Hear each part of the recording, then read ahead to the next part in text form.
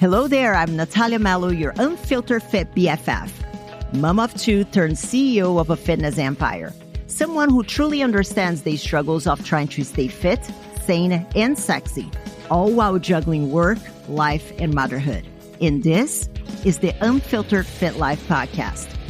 Follow along wherever you're listening and join me weekly as I help busy working moms just like you simplify your fitness journey so you can lose fat, regain your confidence, and feel sexy AF. It's time to stop living in the what ifs and hiding from the cameras. It's time to regain control over your body, feel sexy naked, and wear a bikini confidently. People already see you as a super confident woman, but it's time for you to feel the same way too. Come on, let's go. Hello there, fam. Welcome to another episode of the Unfiltered Fit Life podcast. I'm Nathalia Melo, your host, and today's topic is chef's kiss. I'm going to be talking to you about 9 fitness and nutrition beliefs I no longer stand by. I've been putting this list together for some time, and there were a few stories that I came across on social media that made me want to create this episode. But before we get into it, I really want to thank every single one of you who have been leaving reviews and have been rating the podcast. Please keep at it, guys. It really helps the reach of this platform. And when you share it, it also helps other people see and benefit from this free content that I'm putting out. So if you want to, pay me back in any way, share this, leave a review, leave a rating, preferably a review, because I like to read what you guys have to say. If all you can do is a rating, like in Spotify, please do that there. And I'm going to read a quick review that was left here by Annoyed_2017. I love it. I love it. Annoyed. She says, real life advice. Through this episode on politics and fat loss, you really drove home points about agency and personal choices. So much of life or a given day might be out of our control, but our choices about what we can control makes all the difference. I love that was the take home. That was really what I wanted to convey with that episode. So thank you very much for the review. Now let's get back to the topic of today's conversation, which is 9 fitness and nutrition beliefs I no longer stand by. I've been in the fitness space for 26 years and as a coach for approximately 15-ish years. And I have seen a lot of trends come and go. I've followed a lot of trends, especially growing up in a household where my mom was always doing some kind of diet. So, following trends, following diets has always been a big part of my understanding of fat loss and nutrition and things like that. Not that my mom was an expert. She was always following the latest fad, but that allowed me to see things and experience things and sometimes think that something was a miracle and then eventually understand that it wasn't. And what triggered me to have this conversation was because in recent times, there is a guy that he wrote a book on the carnivore diet. He was a big advocate about carnivore and he almost became this cult-like movement. And in recent times, his name is Paul Saladino. And listen, this is no shade at all. Whatever this man wants to do, I don't necessarily agree with many of the stuff that he says. I think he speaks in absolutes, much like the whole idea of the carnivore thing. And I think that a lot of the things that he says are just fear-mongering bullshit. But hats off to him for coming out and saying that maybe what he used to say about the carnivore diet wasn't all that. And this is a man that wrote a book about it. The whole brand, he's known as the Carnivore MD. That's his whole brand. And he came out and said that the carnivore diet negatively impacted his health. It gave him heart palpitations and that it impacted his testosterone and it caused sleep disturbance and muscle cramp. And that he now started to incorporate some carbs back into his diet for health purpose because he realized that perhaps that level of extreme wasn't beneficial, which in his case, he absolutely wasn't. So this is a beef that I have, no pun intended, talking about carnivore. this is a beef that I have with the fitness industry as an entity, is that a lot of times people become very dogmatic about whatever trend they follow. And then you have the keto coach, and then you have the intermittent fasting coach, and then you have the vegan coach, and then you have the plant-based coach. And here's the problem that I have with that is that whenever somebody coins themselves for that specific identity, like the keto coach, how is it that that person is going to be able to paddle back and be like, you know what? Maybe it isn't the best. Because research is always coming out. So the moment that you get married to that one strategy, instead of getting married to providing the people that, invest in you as a coach, providing them with the latest research and the best strategies for them, how are you going to be able to do that when you're married to that one keto or carnivore? Like I said, in the case of the carnivore MD guy, he's almost a bit of an outcast. Do a quick Google. You're going to see how many, for example, vegan coaches or vegan chefs that have been outed because they were caught in pictures eating meat, but their whole brand was around not eating animal products. And this level of attachment to a medium can be incredibly problematic for the person, because whenever they pick a big brand, how are you going to be able to pedal back on that? It can cost people a lot of money, and people don't like losing money. And it can be also problematic to those receiving the service, because chances are that you're not receiving the best service because that person is not attached to your best outcome. That person is attached to what is aligned with what they stand for, even if what they stand for has been proven by research that it is not the best. And like I said, I've been in fitness for a long time. I've seen a lot of things. I've believed in a lot of things that I was more than happy to be proved wrong and to change my stance on it. And I'm going to be sharing them with you today. And that's something that I'm very proud of myself, and not to toot my own horn, but I'm very proud of myself that I have been able to try and see things from a different perspective. It hasn't been something that has just happened. It was having conversations with people that were a lot smarter than me and knew a lot more than me, and being able to understand things from a different perspective. Because whenever we're talking about nutrition, everything is very nuanced. So I find that the things that I used to believe in and stand by were very black and white. And the more I have learned and evolved as a person, as a coach, I have started to understand that nuance is a beautiful thing. So the first thing that I used to believe, and I no longer stand by, is that eating healthily is the key to fat loss. And stay with me here, okay? So I remember whenever I was trying to get in shape, that was around when I was competing, it was all about eating healthily. And I remember going to freaking Whole Foods and buying all these cakes that were perceived as healthy because they had organic flour or, almond flour, and they were all the healthy stuff. And I'm using air quotes. But at the end of the day, they were incredibly caloric. So even though they were made with healthy-ish ingredients, they still had 1,000 calories per slice. So they eat that thinking that, but they're healthy, not understanding that just because something is healthy or made with healthy ingredients, it doesn't necessarily mean that they're going to be aligned with my fat loss goals, or that they are just absolutely healthy. I actually have another podcast about my take on the concept of healthy or eating healthily. So you're welcome to listen to that one. I'm going to drop the link in the show notes. And there is another interesting story. On my way to the gym, this was a long time ago.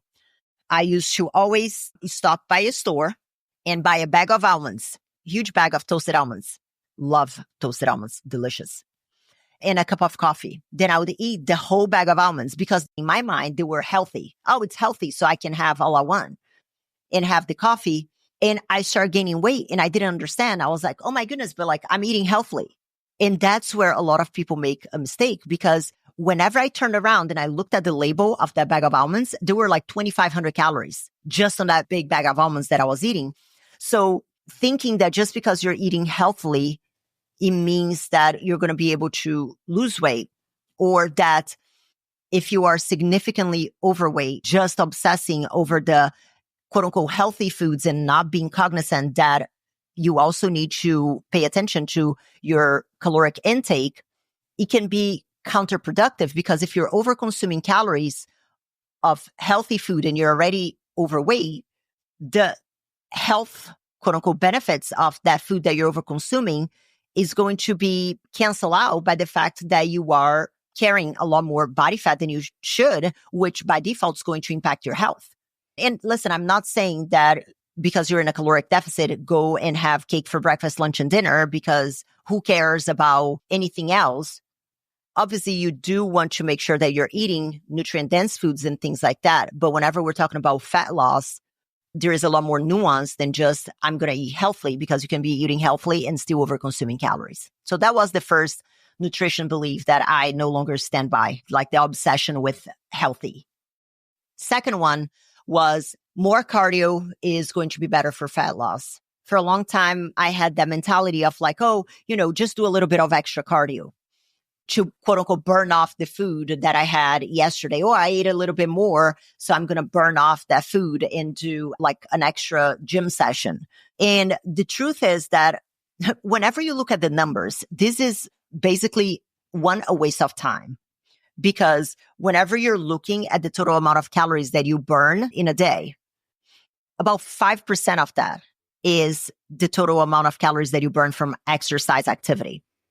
So even if you increase the amount of exercise that you are performing, it's not even going to scratch the surface, because chances are that when most people that do this, I can speak for myself, you'd have been an experience where I had gone off the rails with eating. I'm like, oh yeah, I'm going to do extra cardio tomorrow. It's going to solve all my problems, which it didn't.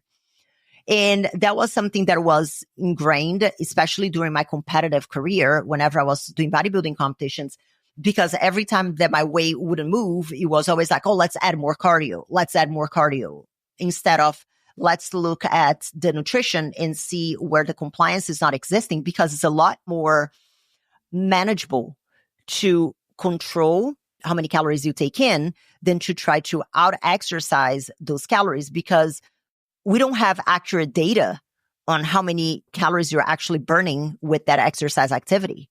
I mean, if you're looking at your smartwatch and thinking that that's the holy grail of information, I have bad news for you. There is data to support that is up to 90% inaccurate. And this is just looking at it from an objective standpoint.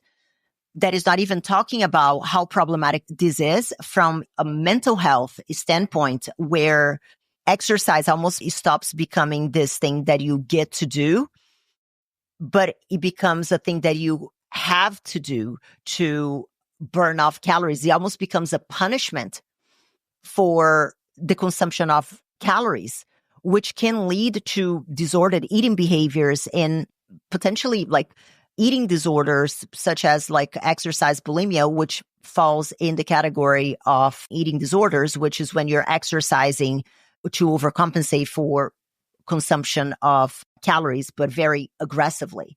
So these are more like extreme cases, but this is a conversation that needs to be had, because I see it very commonly. And I did it. Like when I was prepping for the Olympia, there were days that I was doing a ridiculous amount of cardiovascular activity. And in hindsight, I'm like, I didn't need to do that.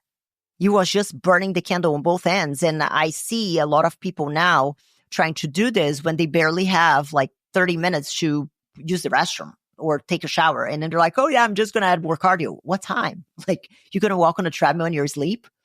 So more cardio is not better for fat loss. And that's a belief that I used to have, that more cardio was better. The third fitness and nutrition belief that I no longer stand by is that fitness and nutrition success is accomplished in bursts, on and off. And what I mean by that is that I remember, and this was from watching my mom do that. And I'm not blaming my mom because she also didn't know better, but it's just what I grew up around. Always having like, oh, I need to get ready for that. So I'm going to do this like 6-week thing, like 6-week cleanse or 6-week cabbage soup diet. And the moment that stopped, you'd be like gloves off.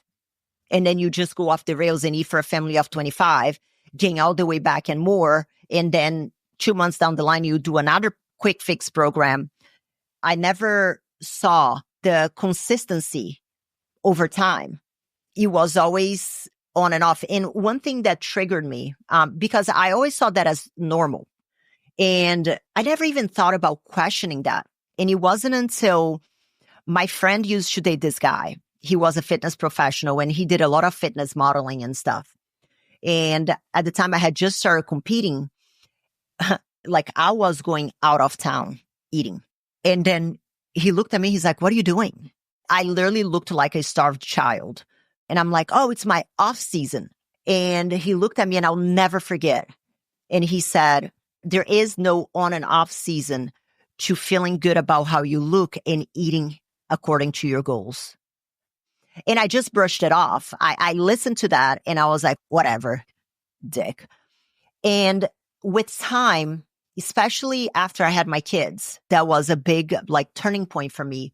Those words ring so true to me because for a long time it was always, and this is something I see a lot of people doing now. I'm going to do that 4-week plan. Or I'm going to do that 8-week program. And then I'm like, can you see yourself doing that like in the long run? Or does that program, even if it is a bit more restrictive now, does it have like a long-term plan for you to be able to do life without it? Oh, no, it doesn't. And I'm like, so if you did it last time and you gained it all the way back, and then it became so overwhelming that you threw your hands up in the air and you're like, I can't do this. And now you're trying it again. How is that going to allow you to have peace?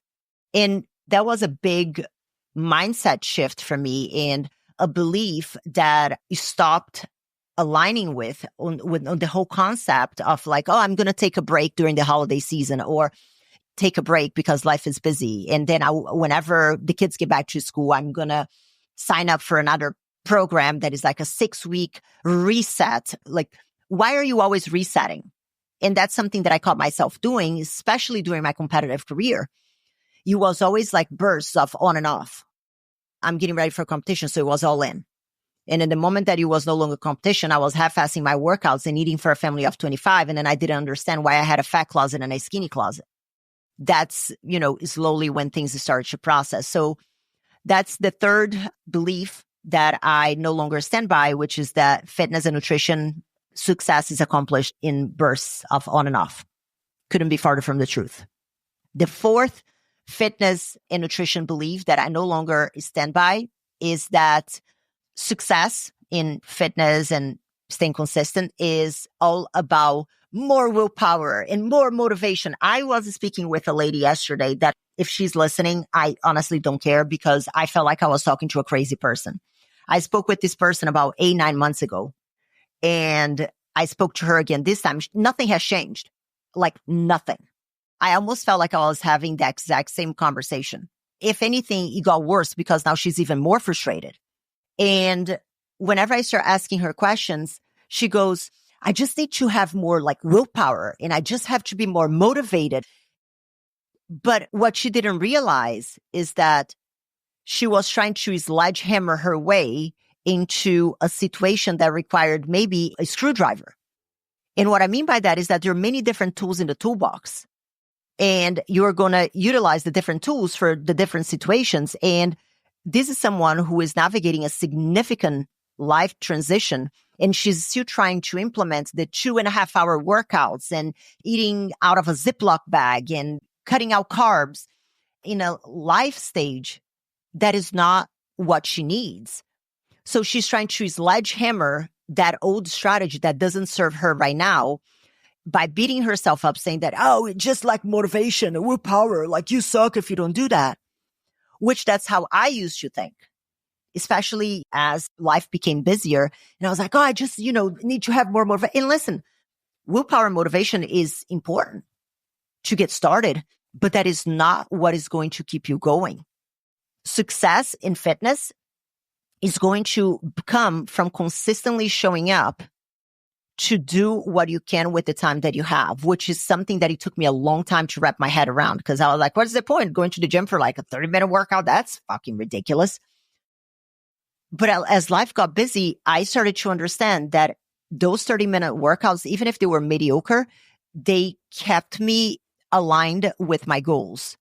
And it wasn't that one mediocre workout or even bad workout that would derail me, but it also wouldn't propel me forward, but it would allow me to keep on building that foundation to get better each time. So relying on willpower and motivation alone is going to continuously leave you stuck, because it's a fuel to get you started, but it's not a fuel to keep you going.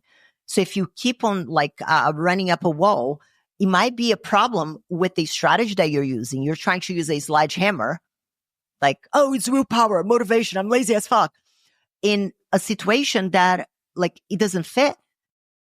Like, how are you going to get 2-hour workout when you barely have 30 minutes to wash your hair or take a shower?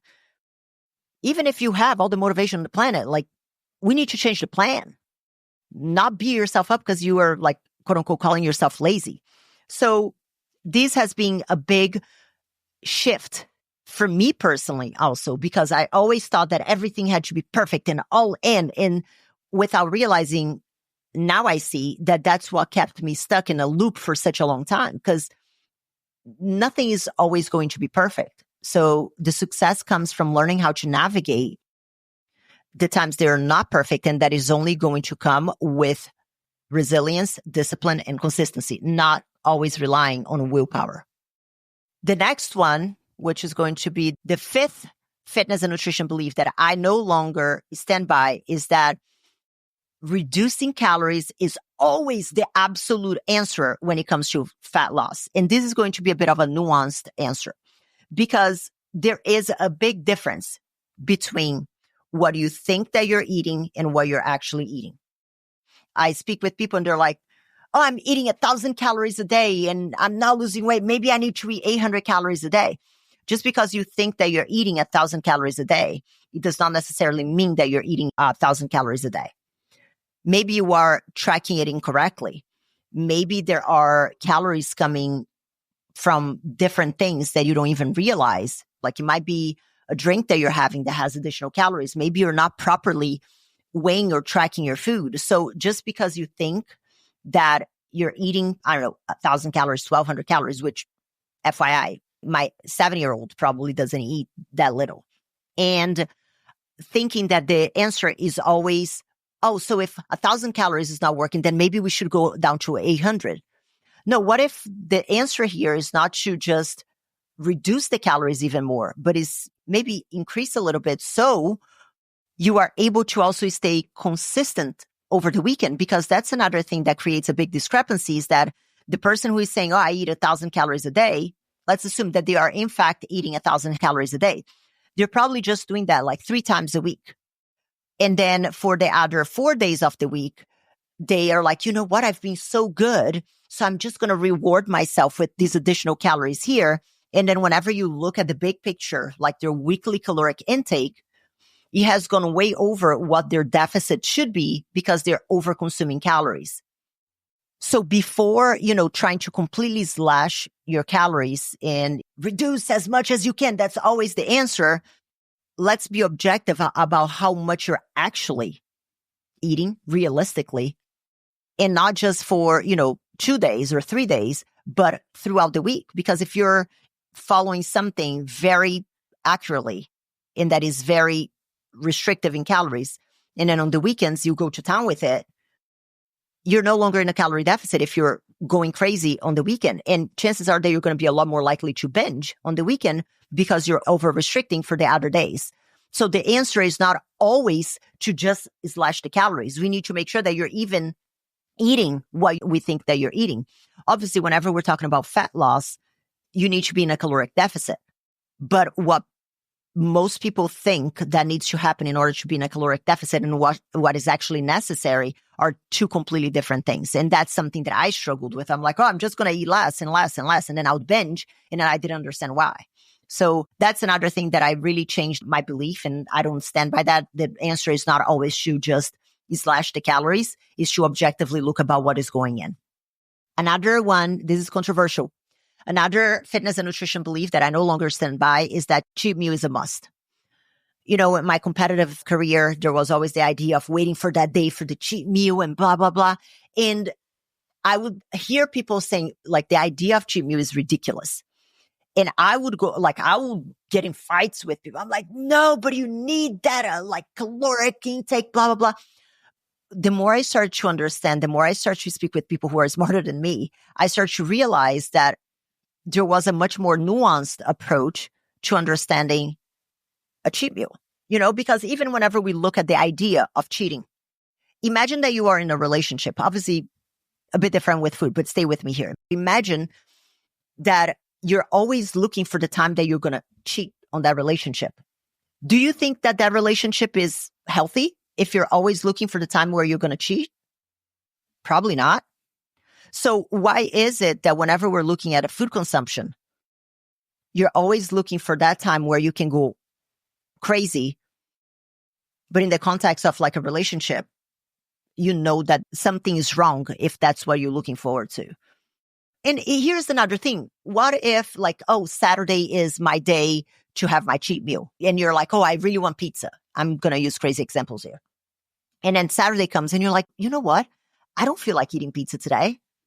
But then you force yourself to eat pizza because that's the day that you're quote unquote allowed to have pizza. But then you stuff your face with something that you probably might not even want then, just because it is the day that has been randomly selected. And if you want pizza on a Wednesday, you are not quote unquote allowed to have that pizza because it's not the cheat. Do you see what I'm saying? So I just don't like the whole idea. And I really believe that it leads to disordered eating behaviors as well. If you're always looking for a cheat meal, if you're always looking for, you know, that meal that you can go crazy on, you might need to reevaluate the strategy that you're using because chances are that it's not optimal for long-term success. And I was someone that would get in fights about cheat meal. The next one is the idea of good and bad exercise. Oh, machine versus free weight. This is better. And I see a lot of fitness professionals doing that. And I used to do a little bit of it, not as much because I always liked spinning. I always liked the idea of like dance classes, but I started to get into that mindset of being like, oh no, like it sucks. It's like, it's not good for you. Or like, what if we change that language to, it might not be optimal for your goals? I mean, I am a big believer that if people are moving, I don't care what they're doing. So this like dogmatic way of always looking at things in fitness as like either good or bad. I can either do this or the other.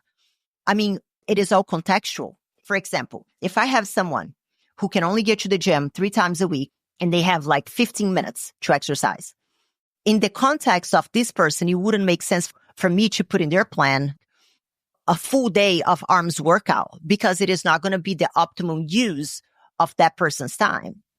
But in the context of somebody that can go to the gym 5, 6 times a week and they want bigger arms, sure. Like, let's put all the arms workout for that person because that's their goal. So the whole idea of absolutes, that good and bad exercise, oh, and like that machine sucks if you use machine. I think they're great machines that exist.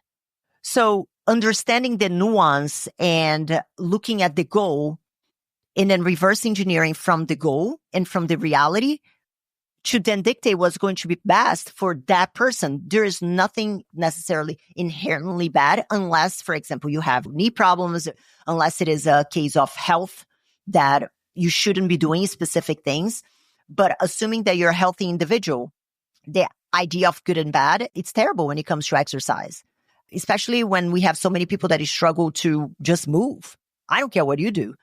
But if we're talking about optimally using your time and your effort, there are things that might not be the best choice for you right now at this moment. So I think that understanding the nuance of it all is very important. And then the next one is that supplements are a must.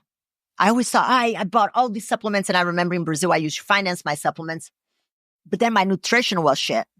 So I started to understand that no amount of supplements was going to undo my lack of consistency with my diet.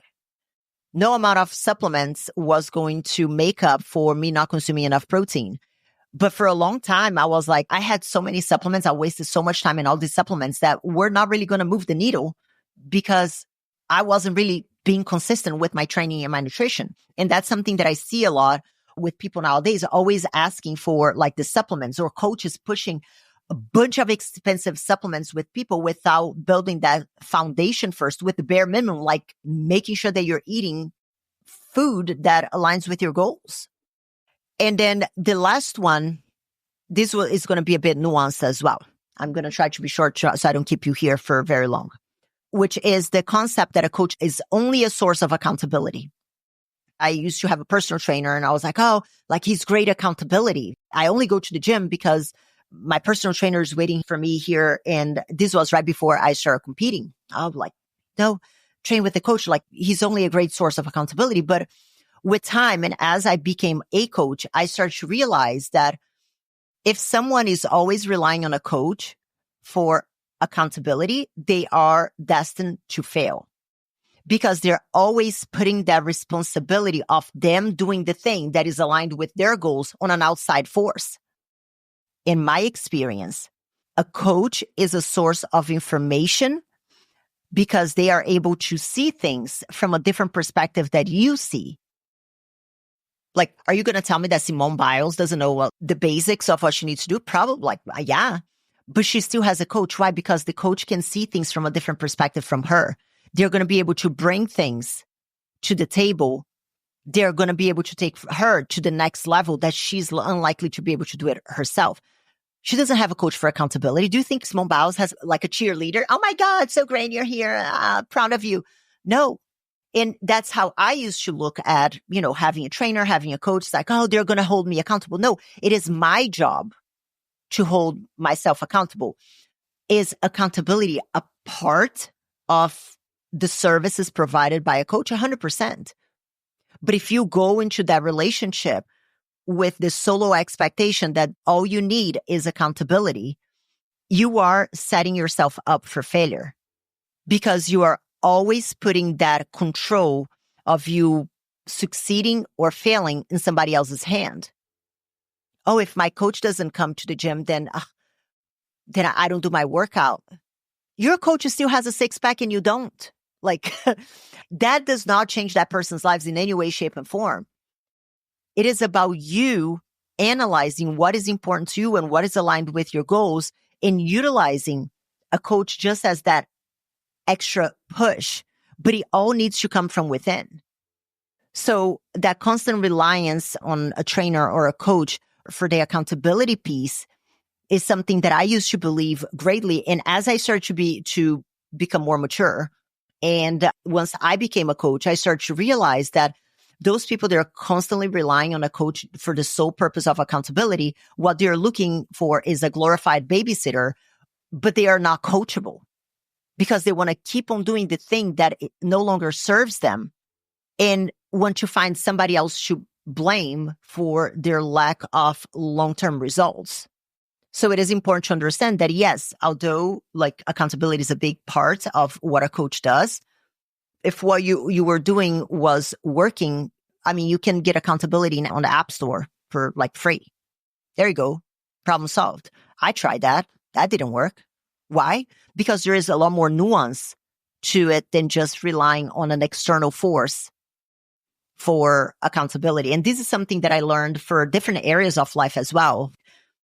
It is not anybody's job to do the work that is necessary for me to become the best version of myself. It is my job because I am the person that is going to be living in the confines of me. This state of victimhood that is like, oh no, my coach's fault, my husband's fault, like all of that, which we can do a whole other episode about that. But that's a state that I, at some point, lived in, and eventually things clicked. So here are the 9 fitness and nutrition beliefs I no longer stand by. 1, eating healthily is the key to fat loss. Not a thing. More cardio is better for fat loss. Established. Not a thing. Fitness and nutrition success is accomplished in bursts of on and off, kind of like season stuff. Nope. Terrible idea, especially for long-term success. Success in fitness is all about more willpower and motivation. Willpower and motivation are great tools, but they're not going to be the tools that keep you going. They'll get you started, but not going. Reducing calories is always the answer when it comes to fat loss. Absolutely not. Cheat meal is a must. Good and bad exercise, machines versus free weight, whatever that is. Not a thing. It's all contextual. Supplements are a must, and a coach is a source of accountability. So these are the 9 fitness and nutrition beliefs I no longer stand by. I hope you enjoyed today's episode. Can't wait to see you next week. Let me know which one was your favorite. Chat soon. Bye-bye. Thank you so much for tuning in this week. But let me ask you, what was your aha moment in today's episode? I would love to know. You can leave me a comment at the link in the show description. You can also follow me on social media, Instagram. Links are down below as well. And let me know what topics you want to hear more about or who I should have on the show. This is it for today, guys. I'll see you back next week for another episode of the Unfiltered Fit Life podcast.